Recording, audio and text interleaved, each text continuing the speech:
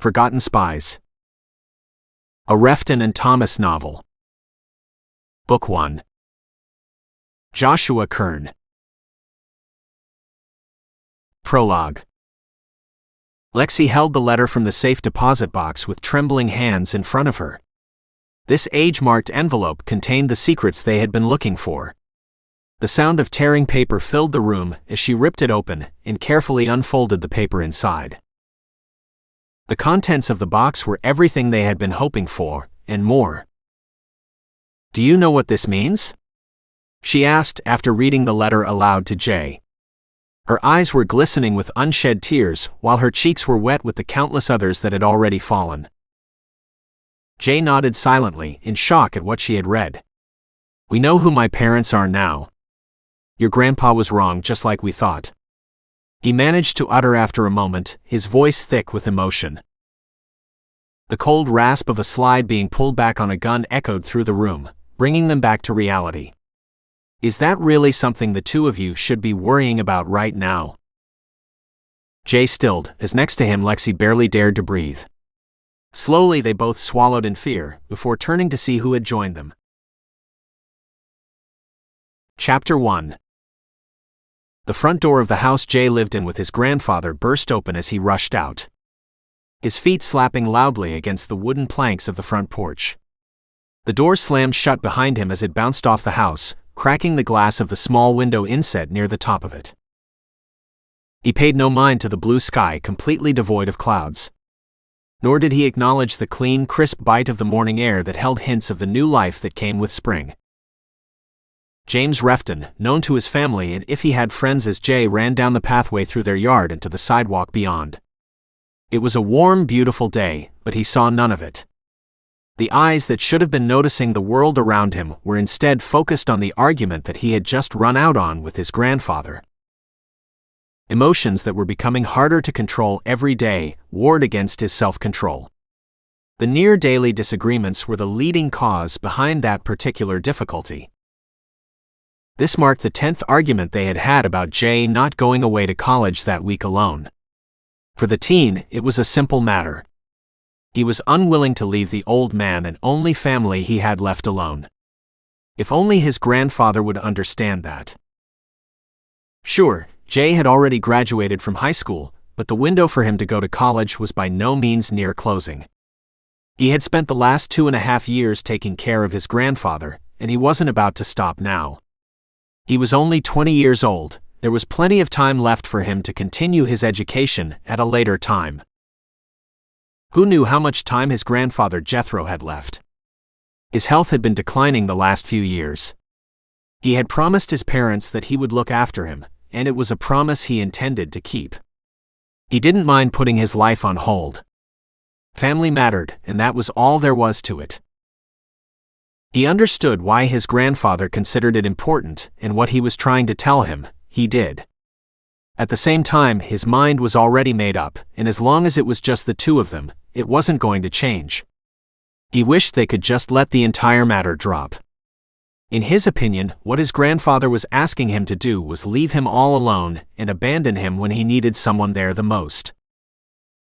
At one time, years ago, college had been an important part of his future. That was before the accident that had taken the lives of his parents. Like people would expect, such a loss had changed his way of thinking and what was important. It had changed his grandfather too. Before the accident, he had been a healthy 65-year-old man with muscle and energy to spare. Now his health had taken a steep dive during his junior year of high school, and it only continued to get worse. His age had caught up to him with a vengeance, and the need to have someone watching him had increased at the same time. He was determined to be that person. They had no one else and couldn't afford an in-home nurse. Even if the stubborn old man wouldn't admit it, they had limited options. Jay knew that all Jethro wanted was for him to have a life of his own. Under the surface of their arguments concerning college were the hints that told the truth. Jethro did want him to go to college, but more importantly, he wanted his grandson to live his life. Only he knew how much Jay had put his life on hold. Even before the accident that took his parents, he had been doing it. Now he had been doing it for so long that it was easier, and didn't even seem important. When he was younger, he had rationalized that he would eventually get to something when the time was right. The time was never right. Originally, he had started the process because they were constantly on the move. His parents' work took them all over the country. At times he thought they almost seemed to be running from something. Jay was always the new kid. Eventually, he grew tired of trying to make new friends or even meet people when they moved. It was easier that way. Now he had one more thing to focus on while putting his own matters on hold. His grandfather's health. It was clear that if it kept declining as it had been, then he wouldn't have long to live. It was a truth that Jay refused to lie to himself about. Until that sad day he became truly alone in the world, he would wait. He was good at that. The rough cobblestones of the path changed to smooth concrete as Jay reached the sidewalk in front of the house. He kept running, feet pounding against the ground as they carried him away. There was no destination in mind, only the desire to escape the conversation that awaited upon his return. He was near the edge of a small neighborhood park when he saw the old man looking blankly up at the sky.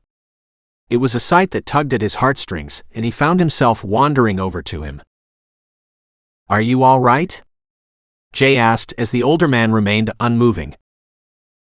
"That cloud just looked like something I thought I recognized."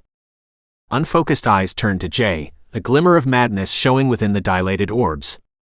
Turning away, he began to mumble to himself. He could be the one right age, and there is something familiar about him. Jay backed away, upon registering what he was mumbling about. The words sending alarm bells ringing through his mind. "Right, well, I'm glad that you are," he wasn't sure of how to finish that sentence. There was clearly something wrong with the elderly man. The only thing he could say for sure to have established was that he was alive. It was not exactly a high bar he needed to clear on that one. The mumbling stopped, and an arm flailed about as he tripped and fell to the ground in confusion. Jay rushed back to him, as he didn't want the barely coherent man to hurt himself. He had lived with his grandfather for long enough to know just how fragile older people could be. The barely coherent man groaned and blinked. His eyes focused on Jay's face as the cloud of confusion in them lifted for a moment. With a quick move that belied his obvious age, he grabbed Jay's arm in a firm grip and pulled him closer. His eyes never left Jay's face. "It was you. I found you, I really finally found you." He mumbled under his breath, the words barely making it to Jay's ears as they drifted away on the wind. The young man held back the desire to escape and leave the mentally ill man on the ground. Instead, he helped him to his feet. "I'm all right, no harm done." He gave Jay a quick grin before continuing. "Follow me. I want to show you something." The old man's grip changed slightly as he struggled to straighten his back, pushing back against the stoop that had developed. His back cracked repeatedly as he straightened, struggling to come to his full and imposing height. He was tall, very tall in fact. Normally, Jay didn't think of himself as short or tall. He was a fairly normal height of just over 6'1", which was how he liked it. He wasn't so short that he got made fun of, nor so tall that he stood out. In his own thoughts, he was the perfect height. In that particular moment, however, he felt short. The wrinkled old man dwarfed him by at least 4 inches. The almost painfully tight grip on his arm changed again as the man turned and tried to pull Jay along with him. It was as though the confused grandpa figure he had seen minutes before was nothing more than a lie. "Wait, hold on," Jay protested, trying to resist the firm grip on his arm. "Who are you? Where are you dragging me to?" Despite the strong grip on his arm, it wouldn't have taken much for him to break out of it. The problem was doing it in a manner that didn't result in his would-be captor's hand or arm being broken. No response was forthcoming to his question, and it had become abundantly obvious that the man wasn't in complete control of his mental faculties. Not that he was completely gone mentally. When he had spoken after seemingly recognizing Jay, the light had still been on in his eyes. Someone had been home for at least a few seconds when that happened. It wouldn't have felt right if he was to injure and then leave someone like that alone. Besides, Jay reasoned that he could take care of himself if anything happened. Not that he believed he was in any real danger. Without saying anything, he gave in and allowed himself to be pulled along. The pace was a slow and somewhat off-balance stumbling gait that was the best the man in front of him could achieve. He would follow the elderly man and let him show whatever it was that seemed so important in his addled mind. If it was real. After that, he would try to leave, making sure that he got back to his home and grandfather, hopefully safely and in one non-axe murdered piece. If the two items were somehow one and the same, in that it was real and he was safe, then even better. Regardless of what would or could happen because he followed him, it at least gave him the opportunity to keep him safe. Plus, there was the side benefit that this little adventure was helping to keep his mind off the argument he had earlier with his grandfather. Jay found himself being pulled across the street and into the front yard of someone's house. Skirting the side of the blue-painted two-story structure, they entered the backyard of it, and then another house. From there, he followed along as they crossed one street after another, and wandered through an ever-increasing number of yards. He was rather impressed by the stamina the old man seemed to possess. They had been walking for well over 10 minutes, and the person he had taken to be a weak, frail man of advanced age didn't seem to even be out of breath. It was only when they walked into an open garage that Jay began to question his decision. Before he could think it over or feel any misgivings, he was tugged inside the house. Finally, he was beginning to realize just how far gone the man was. It was too late to do anything by that point, as the man stopped and looked at the landing above them. His grip on Jay's arm tightening as the teen looked up. A striking brunette who looked to be in her late 20s or early 30s stood above them, looking down in shock at the intruders in her home. Her eyes focused on Jay as she cocked an eyebrow and shot him a questioning look. The old man started walking again suddenly, the painful grip he had on Jay's arm pulling the unwilling young man along as well. Jay shouted a quick "sorry" over his shoulder as he was dragged through the house and into the backyard. A beautiful back patio spread out under his feet, dotted with wicker-made chairs. Green grass trimmed to near perfection could be seen in the cracks of the patio before joining fully with the rest of the grass. The painful stranglehold grip on his arm eased and lessened before disappearing entirely. Swinging his now freed arm in relief, the muscles twinging gratefully as fresh blood flowed into them. Standing back out of reach, he watched as the old man sat down in silence. The sun-heated wicker chair flexing underneath his weight. Jay glanced back to the house and then to the man, deciding it was unlikely that he was going to get back up right away. He needed to go and apologize to the woman inside before she decided to call the cops on them. Going to jail for helping someone was not on the list of things he wanted to accomplish in life. He had only just turned completely around when another younger beautiful brunette flew out the door in her rush. "Grandpa!" she screamed, bounding past Jay with great long strides that would have been impossible for anyone not in shape. He could only stand there stunned as she passed him without a second glance. "Lexie!" he breathed out in a disbelieving mumble, spinning around to watch her. He shook his head at the ridiculous thought. Still, the more he looked at her, the more the image from his past intertwined with the young woman in front of him. He hadn't seen her in years, but he was increasingly sure that it was her. She had been his best and most mysterious friend growing up. Somehow she always showed up whenever his family moved. Each time she did, they would just pick up where they had left off like no time had passed at all, in the way only kids can. The last time he had seen her was 7 years ago, when he was 13 and she was 12. She had been his last and only true friend. Not a day had passed in those 7 years where he hadn't wondered what had happened to her. If she was all right, how she was doing. She had always been a cute girl growing up, but seeing her as an adult for the first time was something else entirely.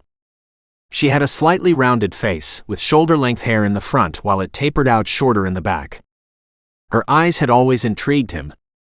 They were the purest hazel-colored eyes he had ever seen. No matter what she wore, they would change to match her clothes without leaving a hint that they had ever been any other color. Right now they looked violet, mirroring the color of her shirt. All told, she couldn't have been more than 5'2" in her flat purple Converse shoes. She rushed to the old man and grabbed him around the neck in an angry and desperate hug. It was something she could only accomplish because he was still sitting down. "Where have you been? We've been trying to find you all morning. We were just about to start making calls to the police and hospitals." She questioned him angrily. She didn't wait for a response before turning to face Jay. "And you," she paused, a confused frown flickering across her face as she finally realized who he was. "Jay?" Jay read her lips more than he heard her say his name, she was so quiet. "Hi Lexie, it's been a long time. How have you been?" He said as nonchalantly as possible, all the while freaking out inside. "How have you been?" "Really?" Jay berated himself, mad that he hadn't come up with something better. Anything would have been better, he thought. He couldn't have told her she looked beautiful, or just simply given her a hug and remained silent. Her eyes widened and began to water as she heard him confirm her suspicion. It was the first time she had spoken, much less seen her friend in years. "What? Why? How?" She shook her head before he could respond and started over. "Thank you for bringing him home. I hope he wasn't much trouble. Where did you find him?" She simultaneously thanked and implored him, ignoring for now what she really wanted to know. Namely, how had he been, how were his parents, and more than anything else, how was he here with her now? Jay knew that she wanted to ask him more than that. The aborted questions and look on her face told him as much. It wasn't the right moment for their reunion. That would have to wait a little longer. He was a little slow on his own response, as he was too busy taking her appearance in. She was gorgeous, and her skin had a healthy glow to it. More than anything though, after not seeing her for so long, she seemed nothing short of perfect. Before Jay regained the use of his tongue that he was struggling to keep in his mouth and respond, her grandfather interjected on his own. "Quiet for a minute, Lexie dear. I have something that I need you both to hear, and then something that I need to show you as well." He paused, looking incredibly excited about whatever it was that he had to say.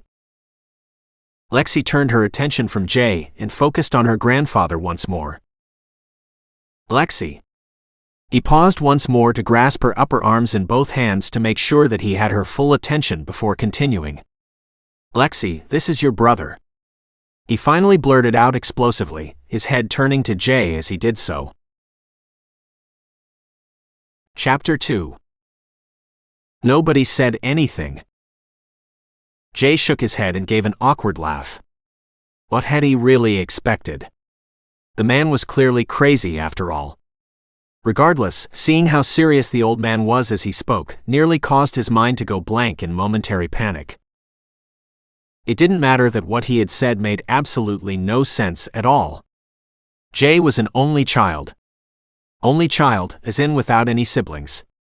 Lexie was his best friend, or at least she had been. They had only just found each other again, literally moments before. Lexie twisted her head to look at Jay, her face mirroring his own in a twin mask of blank, disbelieving surprise. Both were wondering what the heck was going on inside her grandfather's addled mind. She quickly dropped her gaze to the ground in front of her and focused on her shoes. Bringing a hand to her face, she covered her eyes in shame and to avoid Jay's own searching eyes. She couldn't hide the embarrassed blush that stained her cheeks and spread down her neck until it enveloped her arms as well.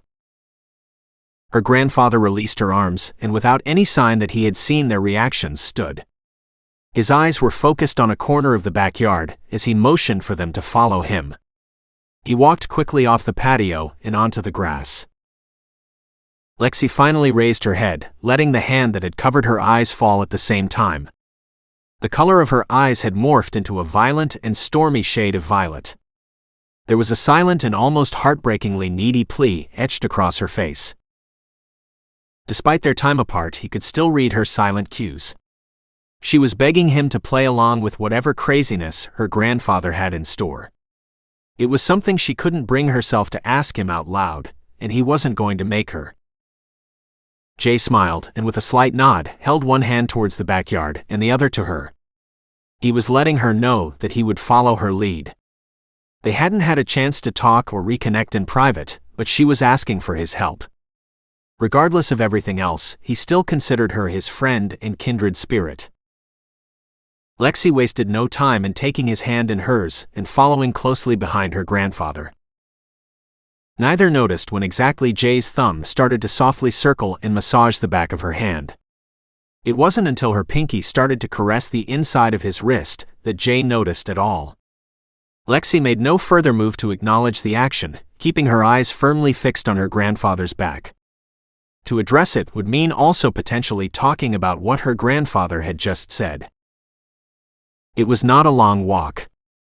The backyard, while nice and obviously cared for, was still part of a small suburban plot.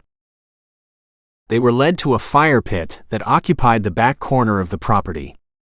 It was tucked away from everything and angled just right so that it would be hidden from the house. Lexie's grandpa knelt next to the pit and almost immediately started mumbling to himself again under his breath.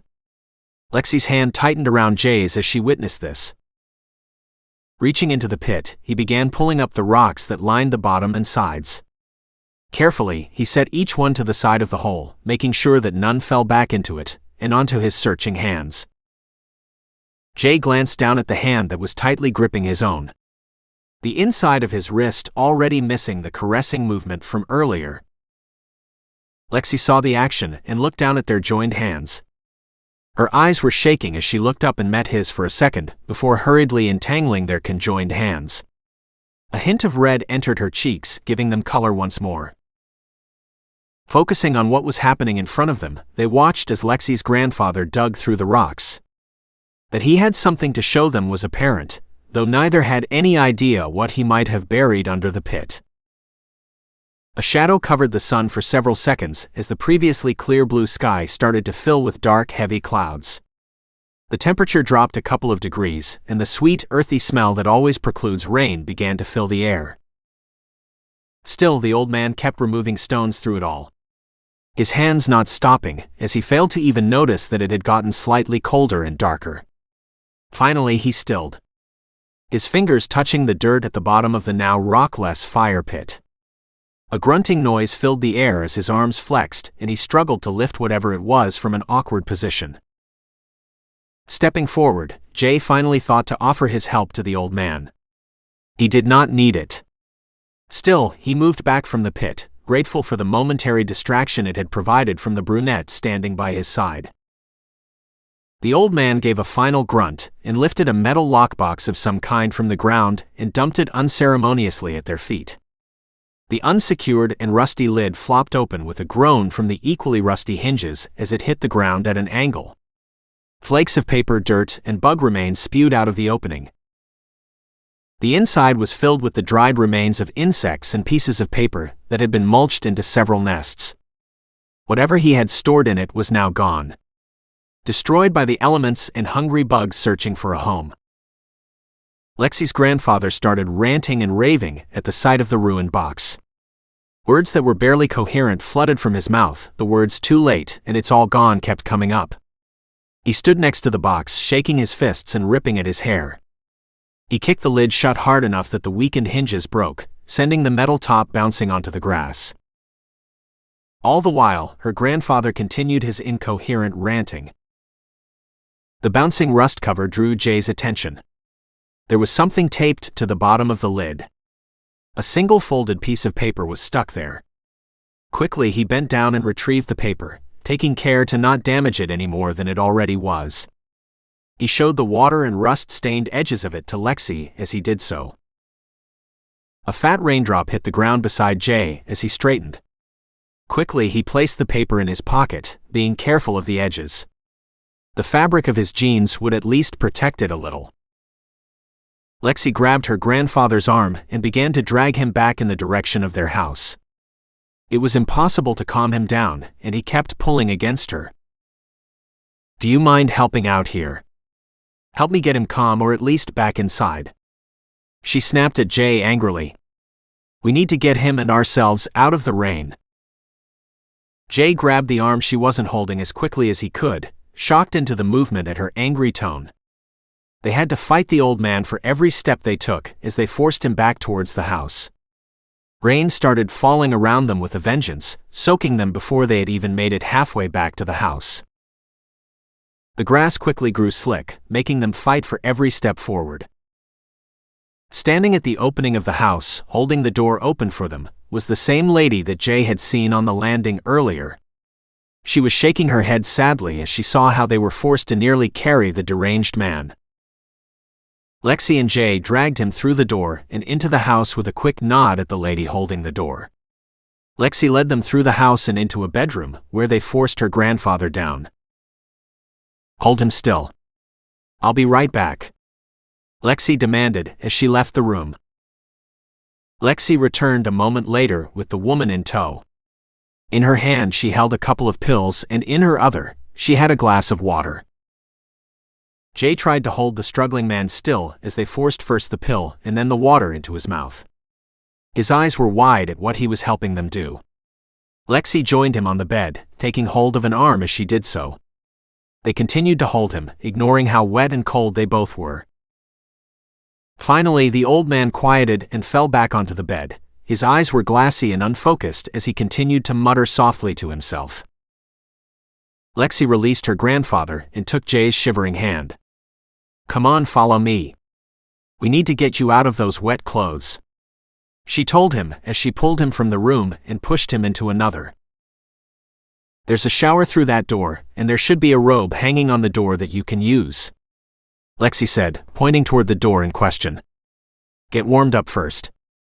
Then bring your wet clothes out when you are done, and we'll put them in the dryer." She finished speaking and fled from the room without another word.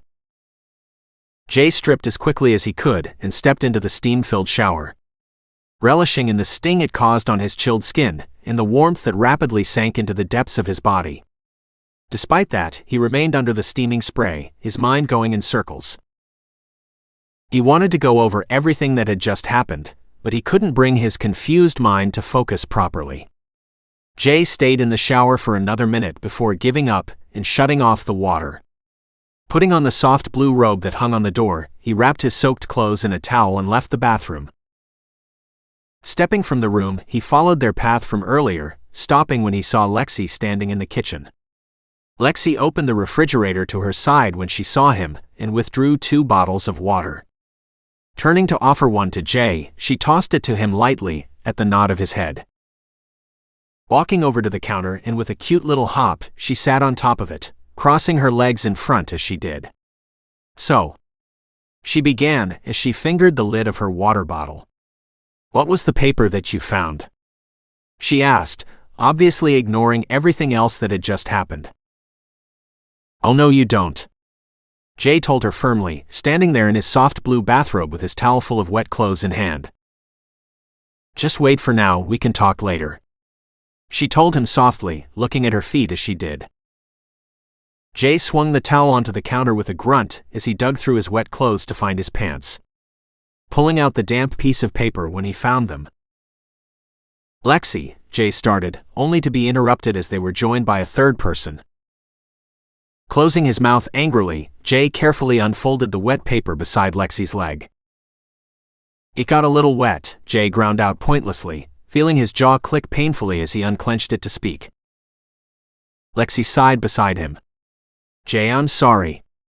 I know we need to talk, but later please," she pleaded in the same soft one as before, with a quick look at the lady that had joined them. "Now before we do anything else, I believe introductions are in order," Lexie said as she hopped off the counter. "Jay, this is my Aunt Tracy. Auntie, this is Jay. He's the one who brought Grandpa back, as you know." "I'm really sorry about before," Jay interjected hurriedly at the mention of what he had done earlier. "I was just trying to keep an eye on him. I didn't mean to enter your house without permission." Tracy waved away his apology. "It's fine. I figured it was something like that. He's been getting worse lately, so thank you for taking care of him. I'm just glad you were there to help." She focused her gaze on the paper Jay had spread out on the counter. Putting everything else aside for the moment, what is that? Jay looked at the paper before responding. I'm not actually sure. We haven't had a chance to read it yet. He looked over at Lexie as she joined him, her eyes on the paper. It looks to be an article of some kind, I think. I think that is French there at the top and then English at the bottom. Lexie told them. It looks like a newspaper article from a French paper.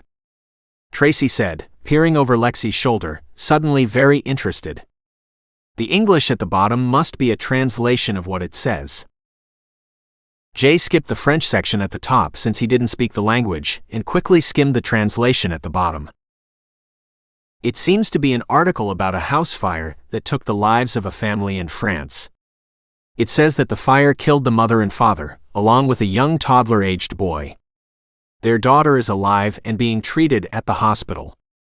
Jay quickly summarized, feeling them both stiffen at his sides as he spoke. Where is the date? What does it say the date is in the article? Tracy demanded in a whisper, backing away from the counter. Jay saw her hand reach out and grab Lexie's tightly. Hold on, Jay began. It's dated 18 years ago, on the 20th of June. Lexie interrupted him, whispering now as well. Right. Jay agreed with her, stopping as he saw how they were both reacting to the article. Why does he have this? Lexie demanded as she turned to face her aunt.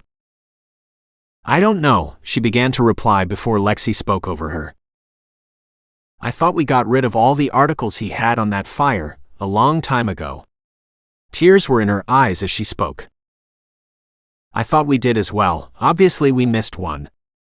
Tracy said, looking at the wet paper with a puzzled look on her face. I don't remember this one though. Not only that, but what it says is slightly different from the others. Jay cleared his throat, drawing their attention before speaking. Can I borrow a phone while the two of you talk? I need to call my grandpa and let him know where I am. And maybe something with the address of this place as well? Lexie briefly perked up and then slumped as his words sank in. You're not here with your parents? Jay struggled to maintain a straight face at her innocent question. No, not this time. He answered her in a strangled whisper. Clearing his throat once more, he spoke louder. I left the house after having an argument with my grandfather. I sort of left my wallet and phone there when I did. I ran into your grandfather soon afterward, and well. He trailed off with a shrug. Trace's head shook lightly to side as she answered him. We don't have a landline here, so just use one of our cell phones instead. If you want to stay for dinner, then he is more than welcome to join us as well. She told him as her eyes flicked between his and Lexie's. No doubt trying to figure out what was going on between them. Is that all right, Lexie? She asked, focusing on her niece. Yes, Jay and I have a lot to catch up on. Lexie responded enthusiastically, jumping at the opportunity her aunt had given her.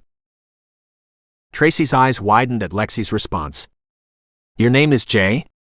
The name finally clicking in her mind, despite the earlier introduction.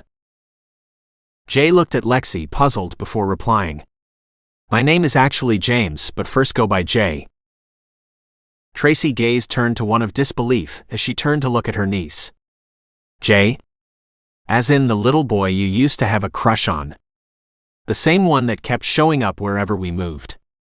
I thought he was make-believe, an imaginary friend or something. Lexie's cheeks reddened in embarrassment at her aunt's words. She didn't respond except to look at Jay from the corner of her eyes. Yes, I believe that would be me, and she wasn't the only one with a crush. Jay felt his cheeks redden as he spoke the words. He hoped that by admitting it had been mutual, it would help Lexie to calm down. As a kid, she had been his best friend and first crush. If they had remained in touch instead of losing contact, then maybe it would have fizzled out or changed into something more. Just seeing her again after all this time was doing things to his insides. Lexie shook her head lightly, her eyes firmly fixed on the floor. Her cheeks were blazing red as she reached into her back pocket and withdrew a cell phone. Jay took the offered phone, gripping it as far from her hand as he could. his stomach growing unbearably heavy as he did. They had too much to talk about to worry about that right now.